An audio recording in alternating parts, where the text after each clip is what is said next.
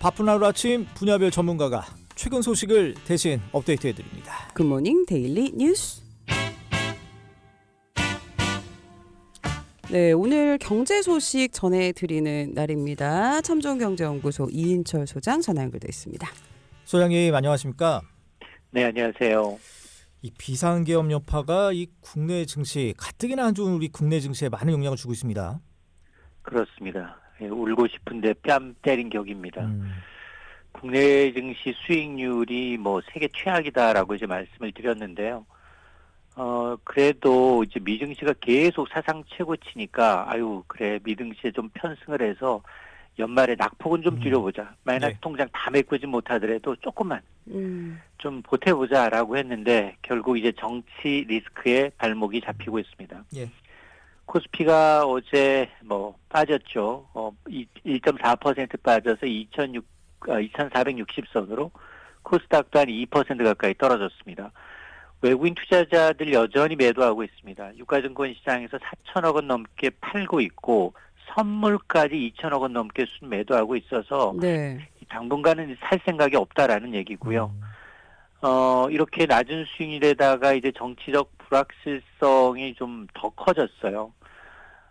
이게 누가 전시에 준하는 비상계엄 선포국가에 투자하겠느냐. 그러니까 이제 계장철이 2% 넘게 급락을 하니까 금융시장 F4라고 하는 이 금융시장이 두 차례 회의 끝에 50점 플러스 알파 시장이 무제한으로 돈을 공급하겠다라고 밝힌 겁니다. 일단 주식시장 안정을 위해서 증권시장 안정펀드 10조 원 언제든지 가동하고 또 채권시장도 불안하니 여기다 한 40조 원가량 채권시장 안정펀드를 가동을 해서 회사채부터 기업보험 다 사드리겠다라는 거고요. 예. 한국은행도 나섰습니다. 지금 한국은행은 돈 푸는 방법이 두 가지인데 하나는 금리를 낮추는 방법, 또 하나는 이제 단기 이 자금 시장에 돈을 공급하는 건데 후자를 택했습니다. 예. 환매 조건부 채권을 무제한으로 이제 매입할 테니 이제 채권 어음 갖고 있는 분들 이제 어쨌든 단기 자금 경색에 빠지지 않도록 지원하겠다라고 하니까 어쨌든 낙폭은 좀 줄였는데 네. 사실은 이제 이렇게 이 외국인이 좀 이탈하는 게 가장 큰 문제인데요. 지금 보니까 지금 외국인들의 경우에는 지금 지난 8월 이후에 거의 국내 주식을 한 21조 원 이상 매도를 했습니다. 그런데 지금 이렇게 정치적 불확실성까지 가세를 하게 되니 아마 외국인들의 이 어떤 매도세는 좀 더 이어지지 않겠느냐. 네. 왜냐하면 지금 계엄의 강을 넘었더니 이제 탄핵의 강으로 빠르게 이전이 되고 있는데 근데 생각만큼 이 강을 건너기가 쉽지 않다는 겁니다. 자, 그러다 보니까 증시가 제일 싫어하는 게 뭐냐? 이 불확실성. 그렇죠. 예. 불확실성이 커지고 있다라는 얘기입니다. 네. 아니 한은도 그렇고 이렇게 단기적으로 자금을 투입하는 게 지금 급한 불은 끄겠지만 이게 나중에 좀 부정적인 영향을 끼치진 않을까요, 소장님? 일단 외환 보유고가 고간이 좀 줄고 있다는 얘기고요. 예. 당연히 돈 풀게 되면 그 돈이 어디서 나오겠습니까? 당연히 제로섬이기 때문에 고간이 좀 비고 있고 그다음에 이제 이렇게 돈을 쓰는데도 이제 한계가 있기 때문에 왜냐하면 이제 신뢰가 가장 중요한데 네. 그동안 이제 K-팝이라든가 한강의 노벨상 수상만 전 세계 헤드라인을 장식했다면 이번에는 전 세계 헤드라인이 한국의 비상계엄. 예. 탱크하고 이 헬기가 나타나다 보니 무장 군인이 나타나다 보니 야 저기 가서 좀 여행해 보려고 했는데 안 되겠네. 예. 이런 효과, 부정적인 어떤 인식, 신뢰 이게 떨어진 게 좀 문제입니다. 예. 그러니까 관광업도 지금 또 불황이 다시 오지 않을까 많이 걱정을 하고 있습니다. 아니 그럼 이런 외국인 투자자들의 이탈 당분간은 좀 계속 될 거라고 보세요? 저는 당분간 이어질 수밖에 없다라고 보고요. 예. 그러다 보니 이제 환율이 요동을 치고 있습니다. 어제 환율이 종가가 1,410원을 넘어섰습니다. 사흘 연속 1,400원대 위에서 오르내리고 있는데 예. 전날 이제 비상계엄 선포했을 때 바로 얼마까지 갔느냐? 야간 고점이 1,446원 찍었거든요. 네. 1,450원에 육박하고 있다는 얘기입니다. 그러니까 부랴부랴 이제 외환당국이 시장 개입에 나섰죠. 아유, 당분간은 주식이든 채권이든 단기자금이든 외화자금이든 정상화될 때까지 무제한으로 이제 돈을 풀겠으니 안심하십시오. 라고 해서 낮아진 겁니다.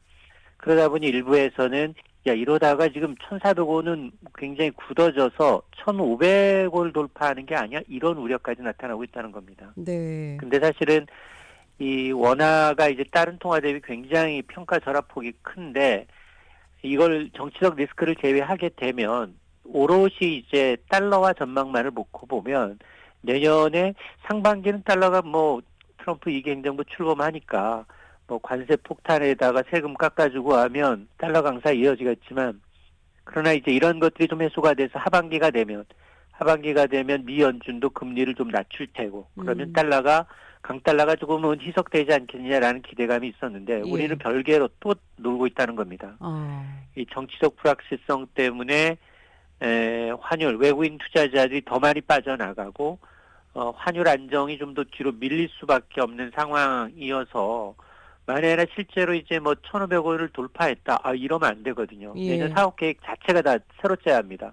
그러다 보니까 지금 뭐 4,100억 달러 남아있는 이제 외환 보유고 그리고 이제 지금 국민연금이 갖고 있는 달러가 있는데 이제 500억 달러 외화 스와프를 통해서 일단 외환 당국은 충분히 안정 기할 수 있다라고 얘기하고 있는데 근데 문제는 뭐냐? 우리가 지금 한국은 이제 환율 이 관찰 대상국 미국이 유심히 들여다보고 있습니다. 니네가 지금 환율 조작해서 미국과 교역으로 이득 보는 거 아니야? 라는 의심의 눈초를 하고 있기 때문에 예전처럼 외환당국이 직접적으로 시장에 개입해서 어떻게 이제 환율을 좀 컨트롤하기가 쉽지만 않습니다. 네.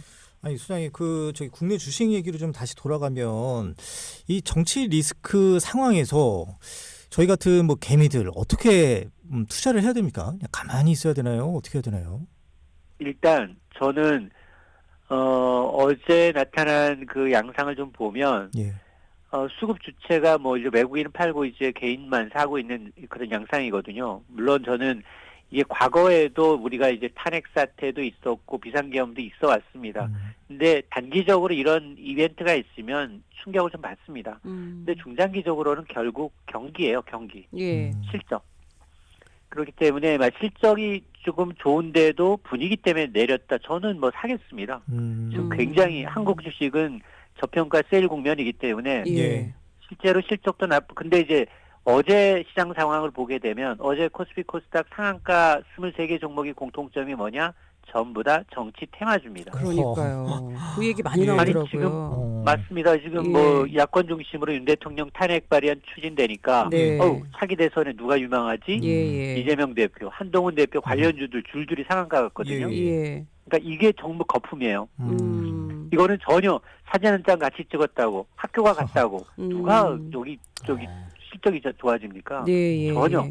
여기에는 굉장히 이제 불나방처럼 이제 단타에서 이제 굉장히 주가 올려놓고 빠지는 이런 세력들이 있기 때문에 예. 이거보다는 앞서 제가 말씀드린 실적이 좀 뒷받침되지만 이제 이 분위기상 편승해서 갑자기 많이 떨어진 종목들 예. 저는 뭐 꾸준히 예. 이런 종목들은 지금 사도 나쁘지 않다고 봅니다. 네. 근데 이 정치 테마주라는 거는 따로 뭐 어떤 영역이 있는 게 아니고 그 어떤 그사 뭐 대통령을 그사 뭐 유명 예측을 정치를 하는 안다거나 거죠. 이런 예. 거죠. 그 대선 때랑 항상 오르고 내리고 하는 것처럼. 근데 이게 비상계엄 선포와 해제 때도 이랬다는 게 조금 씁쓸하긴 합니다만. 아니 조금 전에 소장님 말씀하셨잖아요. 경기 흐름이 중요하다. 그 어떤 전문가도 나와서 얘기하는 거 보니까 기업들 자금 확보가 중요하다라고 얘기하는데 지금 기업들이 그런 자금이 많이 조금 확보되어 있는 상황인가요?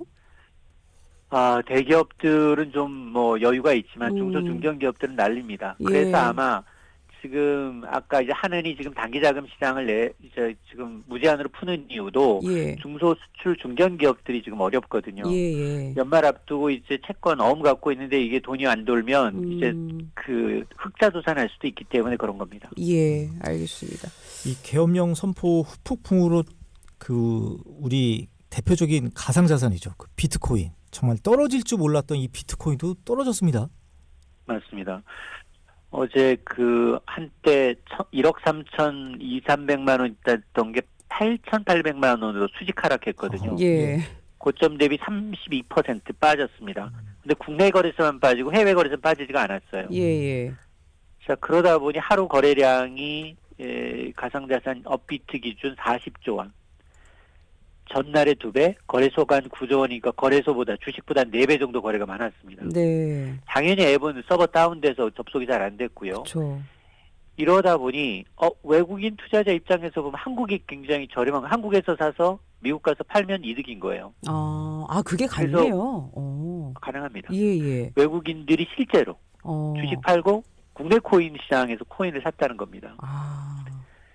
그러다 보니 이게 디지털 안전자산 맞아? 이런 글로벌 지금 이번 기회에서 굉장히 좀 이제 국내의 경우에는 변동성이 좀 커지네라는 거죠. 예. 근데 이제 이게 국내 상황만이 아니라 글로벌 거래다 보니까 곧바로 지금 또 다시 99,000달러에 또 육박을 하고 있고 예. 1억 3,700만 원대에서 거래가 되고 있는데요. 예. 어쨌든 이게 지금 주식처럼 어떤 이제 과열을 시키는 장치가 있는 게 아니거든요. 주식은 너무 많이 오르거나 내리면 서킷 브레이커라든가 단계별로 이제 안정 장치가 있지만 이거는 24시간 거래되고 누가 컨트롤하지 않습니다. 네. 그러니까 하이 리스크 하이 리턴입니다. 예, 알겠습니다. 오늘 어쨌든 그 어제 있었던 여러 가지 사건들로 경기가 조금 불안정한 상황인 것 같긴 합니다만 당분간은 조금 추이를 지켜보도록 하겠습니다.